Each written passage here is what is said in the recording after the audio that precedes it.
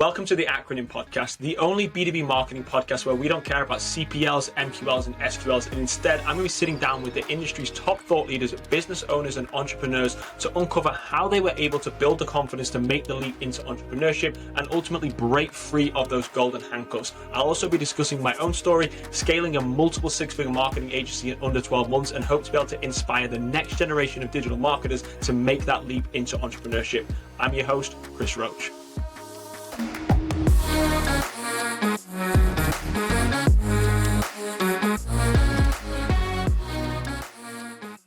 Today's episode, and we're sitting down with Mark Evans from the Marketing Spark, who is an award-winning marketer and author. In today's episode, we'll discuss with him exactly how he made that transition into entrepreneurship and how he's been able to launch an agency, scale an agency that's been in operation for over 14 years. See you in the episode. Hey, Mark, thank you so much for coming onto the podcast. I'm really excited to learn from you in this episode. Well, thanks for inviting me. I'm always happy to talk about marketing and entrepreneurship.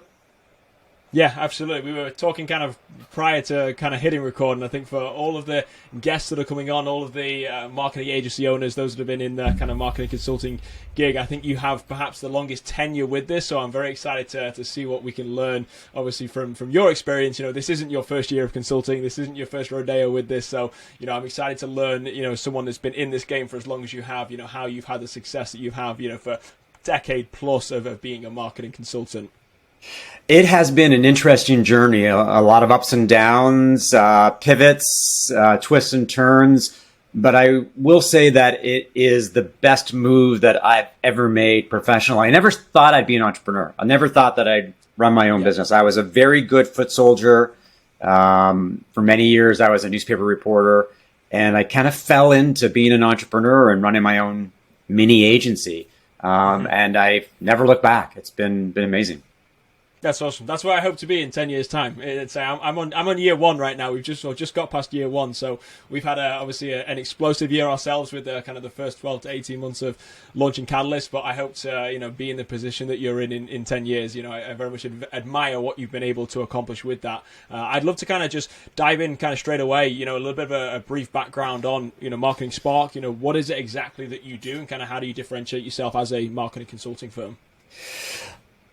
So Marketing Spark focuses on helping B2B SaaS companies exclusively. Most of them are less than $5 million in sales. They have product market fit. They have sales. They have customers. They're doing well. They have little or no marketing. So what I've done is I've really niched down.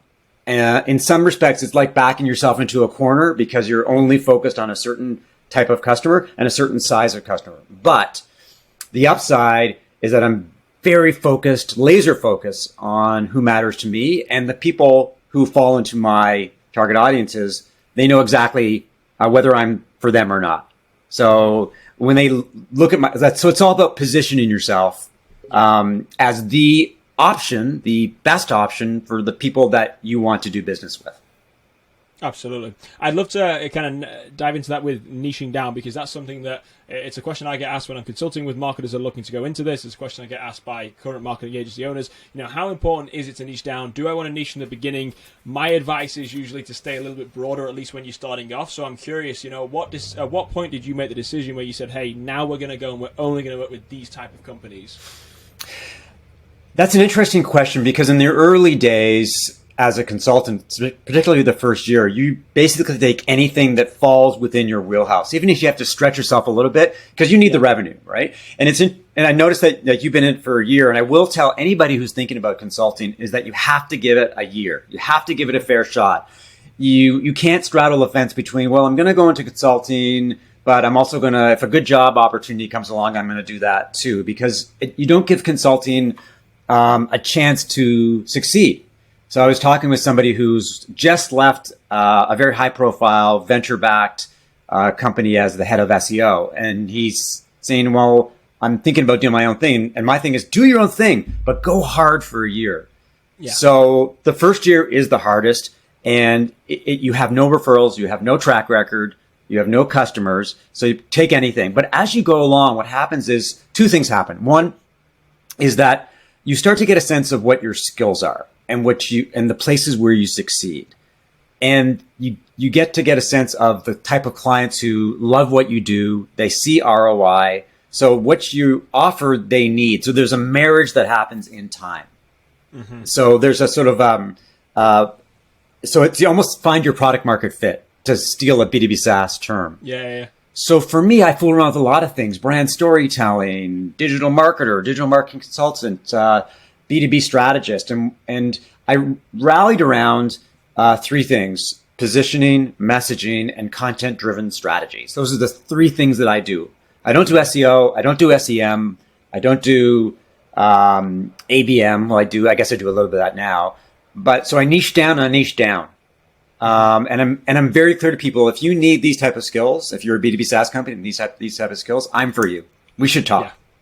And that's the key to successful consulting and agencies, is that you can stand up and say, we are the best choice if you need these type of services. But it comes in time, and it's part data. So you look at your sales numbers, and it's part feel.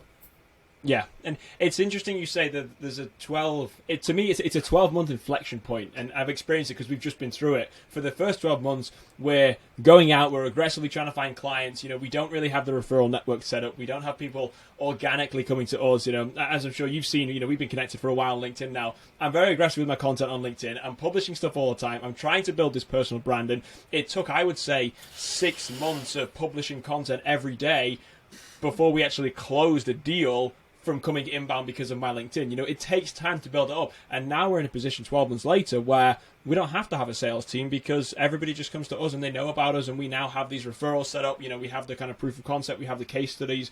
But for those that are perhaps sat on the fence right now, or even those that have maybe been laid off and they're sitting there thinking, right, I want to get into consulting, I want to start my own agency, I know that I have the skill set. It's having that long-term vision to say, let's try it for 12 months and see what happens. And what I find very interesting is when people look at it and they say, I'm going to try and match my salary in the first 12 months, because it doesn't always happen when you do that. And I don't want to paint this picture of, if you become a consultant, you're guaranteed to make $250,000 in your first year. That's not necessarily going to happen. So I'm curious from your experience, would you mind sharing a little bit in terms of those first kind of early years, couple of years with moving from in-house to starting an agency? What was that compensation difference for you, and how did you kind of justify that? So at the time, this is late 2008, there's a world credit crunch happens. I'm working for a VC-backed travel startup. They go from trying to raise $10 million to $5 million to $1 million to merging with another company, and they laid me off. So I had 3 kids, a wife, a mortgage, and I was, transparently, I was making probably about $125,000 a year. Yeah. And I fell into consulting because I got laid off, and I said, I think I went onto Twitter at the time, and I said, listen, I lost my job. Somebody pinged me and said, hey, you want a marketing strategy? I said, sure, I'll do that. I'll create a marketing strategy. And my goal at the time was to make $75,000 for that's the salary that I wanted to make, because I figured with working from home, write-offs, all the things that I could not have to pay for, the fact that I could be with my kids, because there's a value in that, which is part of doing your own thing, is you have flexibility to do what you want. I figured if I could make $75,000, that would be good. I could keep my head above water for that. Yeah. So the good thing about that is that it actually took the stress off. It took the financial pressure off to make a lot of money. So I wasn't out there being super desperate. I mean, I was hungry, like you should be in your first year, but I realized that I set the bar pretty low.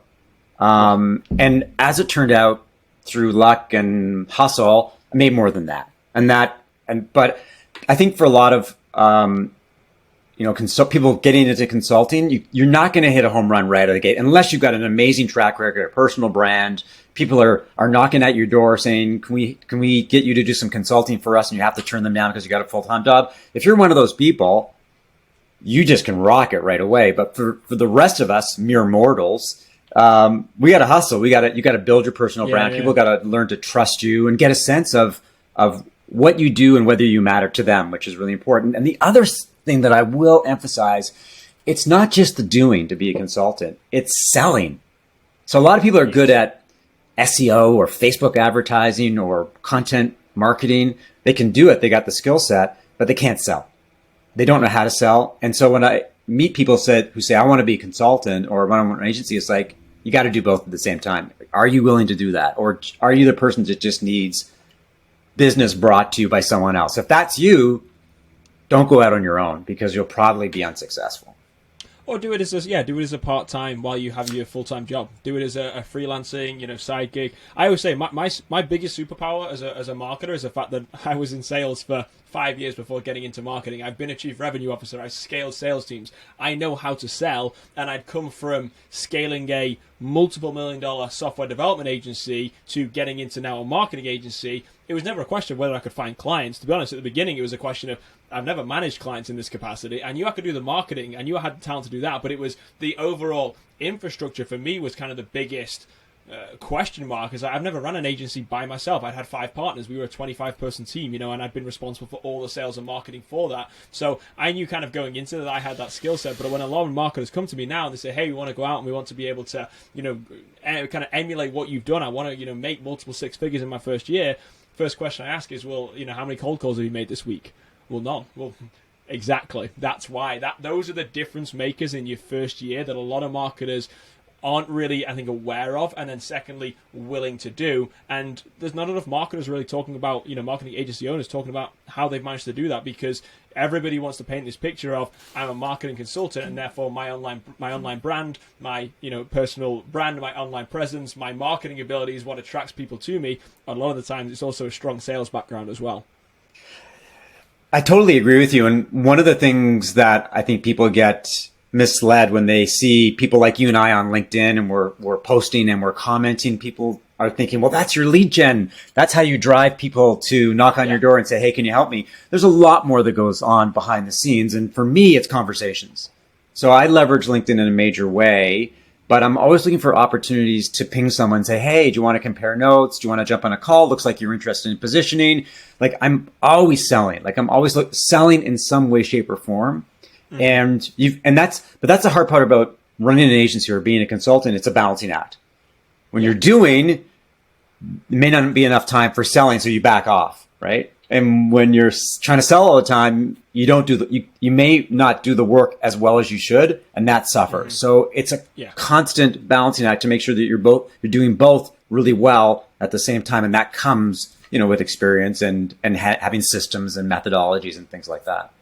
Yeah, absolutely. I experienced that myself in the first year. It was, I would say, 8 months into launching the agency. We were at capacity, and I stopped selling. I got comfortable. I say I got fat. I was fed. I felt pretty good about myself. We had a full client roster. We were doing 25,000 a month, and I felt pretty good about everything. So I stopped being hungry. And then next thing you know, we had a client leave. In October. And it was kind of a wake-up. I was like, I don't have anybody ready to replace them right now. And luckily, we actually got a referral the same month. It was probably at a 7-day window from a client telling me they were leaving to a referral actually coming in, and it ended up the month cash flow didn't actually change. But to me, that was an enormous alarm bell. I was like, I've got to have backup plans ready, because if all my clients were to leave tomorrow, I want to make sure I've got a stacked pipeline ready to go. And that's when I started really investing back into kind of the pipeline generation and that sales approach. And I found a lot of content that I produce on LinkedIn, it doesn't necessarily attract new business to me, but it absolutely closes potential business for me. When people connect with me who are interested in working with Catalyst, or if I've had a conversation with them, then they connect with me, then they see the content on LinkedIn. That to me has been almost the secret weapon of leveraging content to close deals. Yeah, I mean, the thing about sales is multifaceted, is multi-angled, right? So for me, it's a lot of LinkedIn, but it's also my newsletter. It's also my podcast. It's appearing on podcasts like this. So you're always working the angles. And the one thing I will say is that as a agency or marketing consultant doing marketing, you've got to pick your lane. You can't spread yourself too thin. So you can't be everywhere, because that's not where your target audience, and you may not have the resources to be everywhere. So I'm very, very focused on the marketing channels that I think work for me. You get tempted, by things like TikTok, which I'm experimenting with a little bit. I just backed off of Twitter because I didn't see the ROI, and it was just taking too much time, and it's fairly toxic these days. So I'm primarily LinkedIn, newsletter, podcast, and then lots of outreach, lots of conversations. Not cold outreach. It's all semi-warm, but those are the ones that I think drive my business forward. And a lot of what you do as a consultant is time management. Like the more that you're organized, the better systems you have, the more efficient you are, and it allows you time to sell and do business development and spend time with your family and all the things that matter to you. Well, that's what I was actually curious, and I wanted to ask you, because I looked on the website. You've got the newsletter, you've got blogs, and it's not like a blog is sitting there and they're not coming out regularly. I've been onto your blog. You're still producing blogs very regularly. You've got the podcast, you've got the newsletter, you've got your personal brand on LinkedIn, you've got a book on Amazon, you're going on guests on podcasts. How do you structure your time around producing content? Because you are a content machine. I mean, you're everywhere with that. How do you structure that, and how do you prioritize and look at that and say, hey, this is the largest ROI channel for me, and then have the bandwidth to test TikTok, and then have still the bandwidth to have a personal life at home, to spend time with your children, to spend time with your wife, your family, and be able to actually then manage your clients? How big is the team? Like, what is kind of your schedule look like with that? Well, I'm a one-man band, so I don't outsource a lot of my content. I just don't think people can deliver the insight that I have. I've tried, Fiverr and Upwork and that kind of thing. I wish I had a system. There are people out there who have a system and they block all their LinkedIn posts and they write them on Sunday afternoons and they just schedule them throughout. I think I'm probably not the best example in the world because I'm a writer by training. I spent 15 years as a newspaper reporter, so I know how to write. Yeah. And I know how to write quickly. Now, not to say all my writing is Hemingway or anything like that. But it's good, and I'm trained as a storyteller, so I'm always looking for ideas. But I think the one thing with content is my tip to anybody who's writing content is it's all about idea capturing. So everything you read, everything you hear is all about what kind of stories can I tell in relation to that or in reaction to that. So I have a Google folder where I keep all my ideas and I write down everything. Some posts just come out right away. Some are just words or just paragraphs and things like that. For videos, if I have a really good idea, I'll just record it. I think I'm not to say that this is the way to go, but in this day and age, good enough is good enough, right? I mean, as long as you've got value to add, your production qualities don't have to be super high. If you've got something to say, you've got a point of view, you've got a really interesting idea, then share it. Share it on LinkedIn, share it on a video, share it in your newsletter. A lot of people, they wait and they polish and they're afraid to put it out there. And I think the only way to really learn what resonates is to actually publish content and then monitor the stuff that gets a reaction. And then you just do more of that. So for me, I wish there was better systems, but I think I just sort of embraced the Nike mantra of just do it. Yeah, no, that's awesome. It's advice I give clients and CEOs when they're looking to create personal brands. I'm like, just ship it. You need to put it out there because you've got to figure out what's going to work. And if you're a digital marketer and you're looking to start your own agency, maybe you're not as comfortable on video, because I think building into video is usually the other way a lot of people will go. Not everybody has the confidence to go on and say, hey, I'm going to sit there and produce videos. I know when I first started, my videos were brutal. It took me a long time to build that confidence to be able to, feel a lot more comfortable on podcasts, on videos, sitting there with kind of the TikTok style. It does take time to build that. Whereas the text ones, you can sit down an afternoon, you can schedule them, you can write them, you can find a couple of hours, throughout the week where you're just going to sit down and kind of block off that time to be able to do that. And if the thought does come to you, tweet it, put it on LinkedIn, whatever else, it doesn't have to be this amazingly structured approach, especially when you're starting off. And for me, the advice is it's all about setting manageable expectations and achievable goals. If you sit there and say, hey, I'm going to produce a podcast every day for the next 365 days, the chances of you doing that are going to be relatively slim. But if you say, hey, I'm going to do one a week, one a month, set those realistic expectations, because it's all about consistency with any content. You're never going to have a one-hit wonder and suddenly have one, post that you do and then suddenly 10 clients are going to come in. It's all that compounding goodwill you're building up with the educational content that you put out there, but you have to be able to do that for 6 to 12 months in order to see any kind of returns.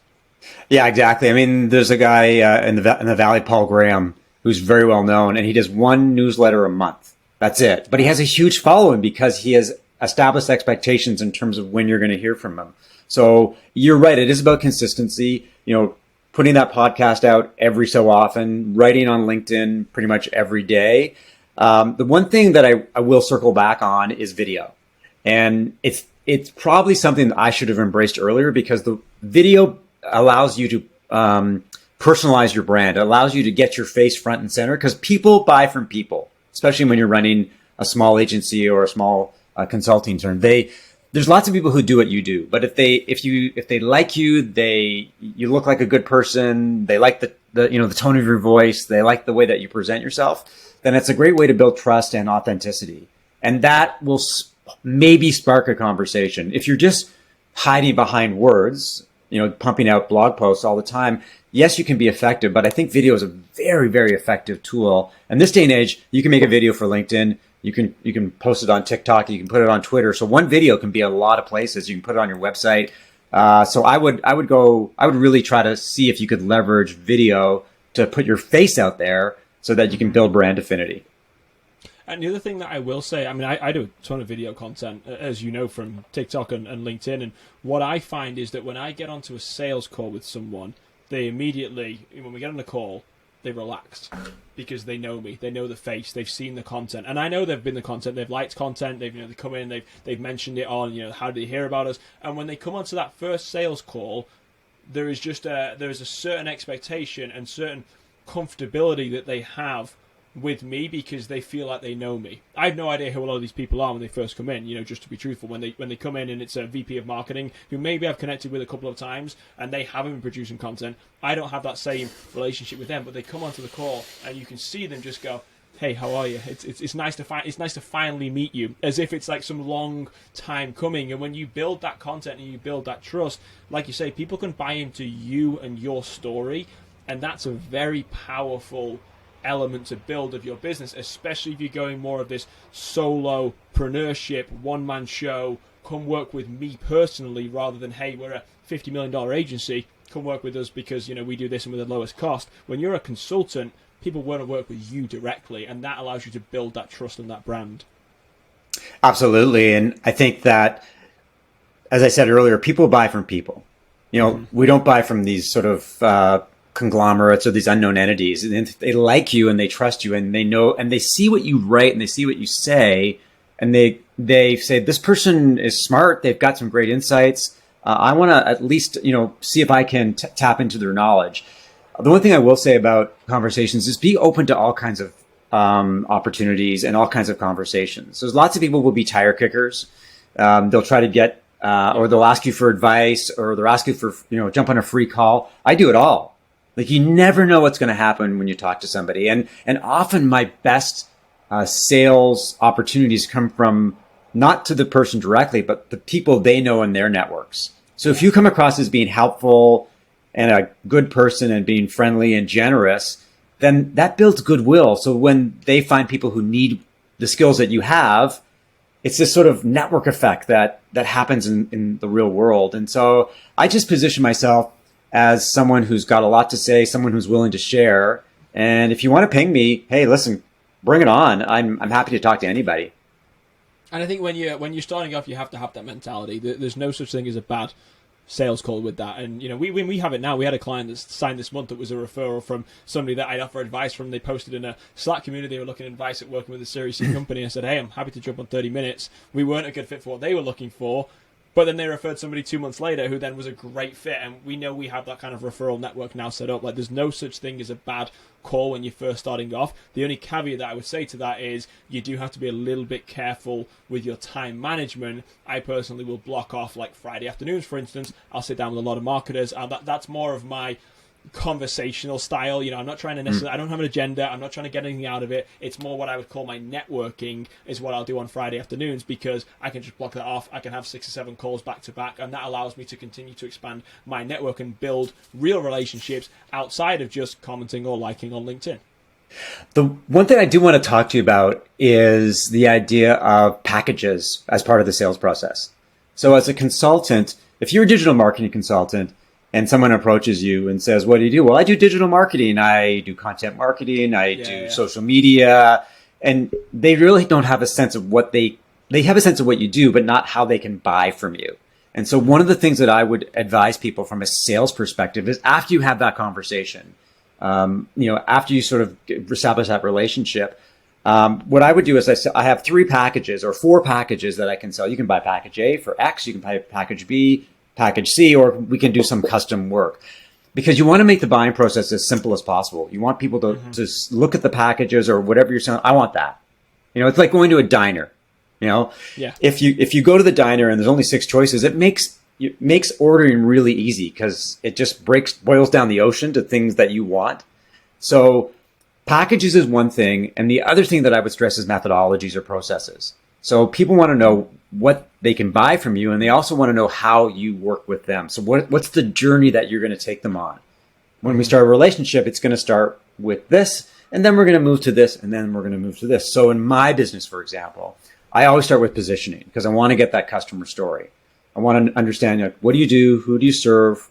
Why does it matter to them? And how are you unique, better, or different? And then from there, we'll develop your messaging. And then from there, we'll do strategy. And then we'll do tactical execution. So they know that there's a plan of attack. I'm not making this up as I go. So you combine your packages and your methodology. And it's a very powerful 1-2 sales and marketing combination. And it makes buying easier. And that's, as a consultant and as an agency, that's what you want. You want to make it so easy for people to go, yes, I want to work with you. But if you make it difficult or confusing, then there's other people who will steal your business. We're going to take a quick moment to pause this episode and thank our sponsors. Firstly, we've got the first sponsor, which is True Classic, the clothing company. As you all know from all of my content, I've been wearing True Classic for the last 18 months, and it truly is the staple of my wardrobe. What I find is that a lot of the clothes that I buy previously were all too baggy. They didn't fit right. The best part about True Classic, not only is it incredibly soft, but for those of you that have broader shoulders, that have larger arms, who just tend to be a little bit more athletic, the fit is absolutely amazing. It makes you look great. And a lot of people call these really the push-up bras for guys. I can tell you, when you wear these t-shirts, you look good. If you're interested in trying True Classic, there's going to be a link in the description of this episode. There's going to be my personal link, or you can go to trueclassics.com/thechrisroach. Go ahead, check out the store. I guarantee you will not be sorry if you start wearing True Classics. If you do end up purchasing them, please let me know what you purchased. I'm curious to hear feedback. Moving on to our second sponsor, which is the Independent Marketer, which is an online course and community that I've created to be able to teach digital marketers how to go out and break out of the golden handcuffs and ultimately launch either their own freelancing career or build it into their own digital marketing agency. In the description is going to be a link to that course. And as a thank you for listening to this podcast, there's going to be a special $100 discount on that course as well. If you do have any questions on that, please feel free to reach out to me directly or shoot me a message on LinkedIn. Back to the episode.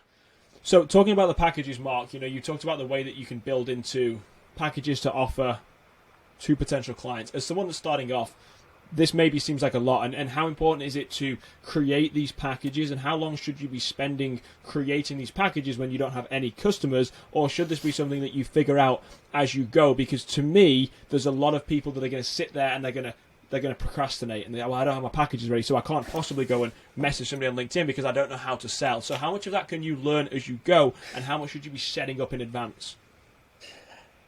I think you're always working on the business. You're always trying to figure out how to make the business more accessible and more attractive. But you're right. At the beginning, what you want to do is you want to identify your skill set. So I'm really good at doing this. So for example, I'm really good at writing content. And so the things that I can do for you is I can write blog posts, LinkedIn posts, ebooks. I can do copy for infographics. I can write video scripts. So you do all the things that you can, how the different ways that you can serve clients. That's the best way to start. So they can look at your menu, and I would recommend don't do everything, but say, listen, I do these 8 to 10 things. And so it makes it easier for someone to say, oh, you're a content writer. I need that. And I need that. Yeah. So that's the way to start. Now in time, what you can do is you can package up I can write a blog. I can write blog posts. Take that, write LinkedIn posts, and do Twitter posts, and that's my package. That's my content marketing package number A. But that will come in time as you get a feel for what people want to buy. So you may come out of the gate with 8 to 10 things that you sell, and you may end up only basically selling 3 or 4 things. That's your sweet spot. Suddenly you've narrowed down your focus. So I'm a specialist at doing these 4 or 5 things. But the one thing about running a business is, as I said, you're always working on the business. You're always tweaking it, repositioning it, taking advantage of opportunities. Sometimes you change directions completely. It's never set it and forget it. That's just not the way it goes, because what you did last year can be different from what you're going to do next year because of market conditions change. Customers want different things. So accept the fact that the business is going to evolve, but it always goes back to what you're good at. And if you can leverage your skills and your expertise and use that to make customers happy, do great work, that's going to underpin your business as you go forward. It's just fundamentals of running a business. Like, and try to avoid doing things that are out of your wheelhouse, because what happens is you won't be successful. You'll disappoint your customer. You won't get referrals. You'll maybe get a bad reputation, and it's not worth it. It's not worth the effort. Just focus on your lane or lanes, and do as good a job as you can. And happy customers are the best marketing and sales you could possibly have. Oh, absolutely. And that's, I think, something that a lot of people run into when they first start is kind of like you said at the beginning, when you're in your first year, you want to take any project you can because you got to replace your income. And it's very difficult. And I know I made that mistake when I first started. I ended up white labeling for another marketing agency the first, 6 weeks of going out on my own. Worst decision I ever made because it wasn't a good fit. I didn't align with the way that they wanted to do marketing, and I wanted to be the one setting strategy, not just the one that's doing the execution, especially when I disagreed with the strategy. So after 10 hours, I said, you know what, this isn't for me, and I turned them away as a client, and that following month we went on and brought 2 more clients on, which was a much more successful experience, not only for me and the work that I was doing, but also in just then the client experience that they were having. So when you are going through that, how difficult is it to say no to projects, and what would your advice be to someone who maybe, let's say somebody is a digital marketer, they specialize more in the paid advertising side, and someone comes to them and says, hey, can you do SEO and blog writing? And you're thinking, I'm not great at it, but I probably could, and I could definitely give it a go. How important is it to I guess what's your thought process there? Yeah, that's a hard one, because it's when you need to make some money and someone offers you money, it's hard to turn them down in the early days. And sometimes, like, I think if someone came to me in the early days and said, I need you to do SEO for me, there's no way. I had no skills. There's no way I could have learned it early on. But if you want to stretch yourself a little bit, if it's not a big stretch, then my advice, and it's probably, I don't know if it's the best advice, is just go for it. Like, essentially go for it. Like, I'll tell you a story in my early days. Someone came to me in my early days when I first started, and they asked me if I could do a marketing strategy. I'm a writer. Like, I didn't know how to do a marketing strategy, but I said yes. And then, you know what you did afterwards? I went onto Google and I said, how do you do a marketing, B2B marketing strategy? And in hindsight, when I look back at that work, it was terrible. It was awful. Yeah. It was a terrible marketing strategy. But you fake it until you make it. And as long as you're trying hard, and as long as it's sort of kind of what the client wants in the early days, you can probably get away with it because your contracts are going to be fairly low. You probably have small contracts, and so it's not a big financial pain if you don't do an amazing job. But faking it till you making it is actually the way it goes for a lot of consultants, because you don't know what you're good at yet. You don't have your packages. You don't know what people want to buy from you. And some people come to you and go, listen, can you do that? And it's like, absolutely, I'll do that. So there's latitude, but it's like you'll get a feel for whether, if your spider sense says there's no way I can do this, then listen to your gut. Like, seriously, just walk away and say, listen, I'd love to help you, but it's really not what I do. What happens when you say no to someone is that it builds up your credibility, because it's really rare for someone to say, no, I can't take your business. I'm good at this, but I'm not good at that. That person who may have wanted to hire you may turn around and someone in their network will say, hey, I'm looking for these skills. I just talked to someone, they turned me down, but you validate your credibility, and that's so important to be honest and to be credible as a consultant or agency. That's one of the most ingredients for success.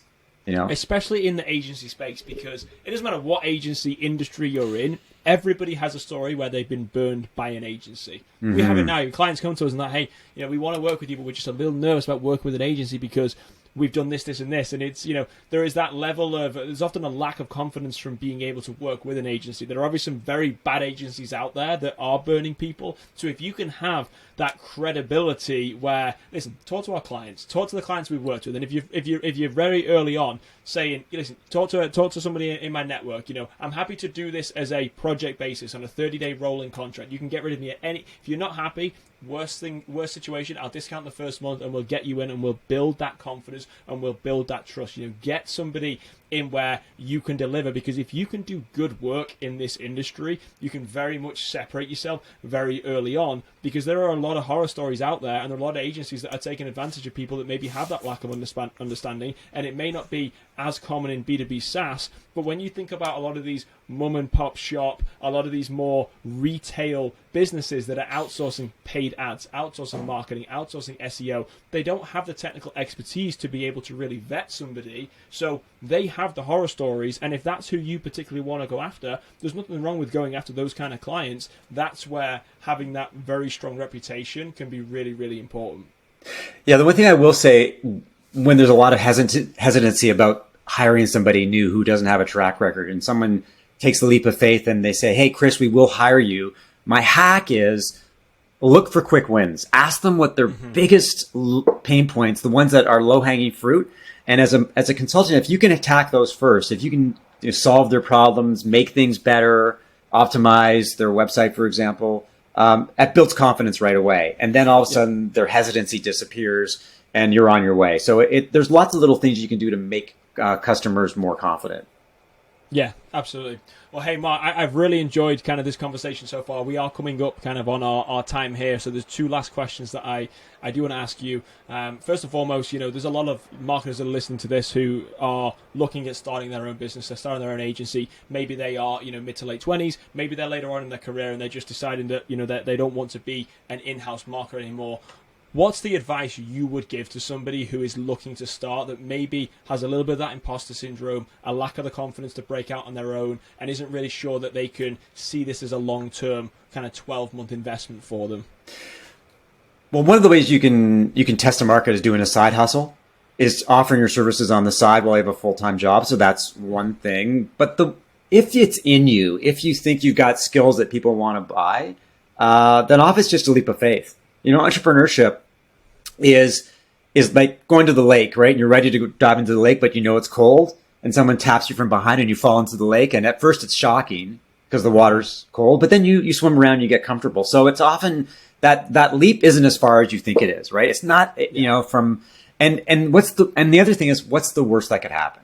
The worst that could happen is if it doesn't work, you don't make it, like you scramble financially a little bit, and then you get a full-time job. Right? If you're young and you've got low obligations, financial obligations, and you've got a long runway in front of you, take a chance, because the learnings that you'll get will be invaluable as you go forward.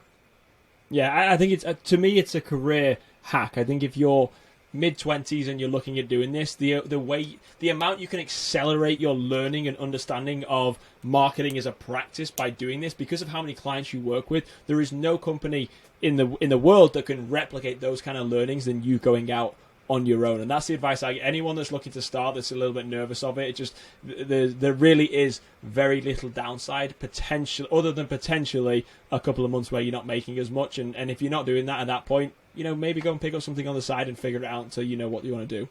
Yeah, and if you haven't got a lot of financial obligations, if you haven't got have family to support, then the amount of money you need to keep your head above water can be very low. You need one client, two clients to do it, and as you go, you'll gain momentum. But I don't want to be like a cheerleader. Everyone should be an entrepreneur, because it's not for everybody. There's lots of people who should just be employees, but it is an amazing way to make a living. The work life, flexibility, the ability to be the master or mistress of your own domain is invaluable. And I would encourage anybody to at least explore being an entrepreneur if you think you've got it in you.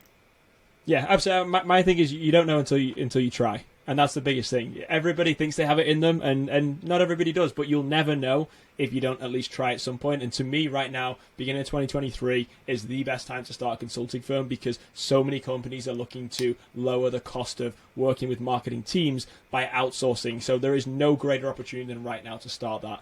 Well, Mark, it's been an absolute pleasure. I wish we had longer. I know we're coming up on kind of our time here. The last question is, where can people find out more about you? How can they get in contact if they do have any questions? And where can they learn more about your business? So website is marketingspark.co. I wish I had .com, but I've got .co for now. If you do a search on LinkedIn for Mark Evans, fractional CMO, you'll see me there. So if you make a connection request, tell them that you heard me on the podcast. That would be great. And if you go to Amazon.com, I just released the second edition of my book, Marketing Spark, which is really a do-it-yourself marketing guide for entrepreneurs. Awesome. Well, we'll be sure to share all of those links in the description. Really appreciate you coming on, and appreciate your time as always. It's a pleasure talking with you.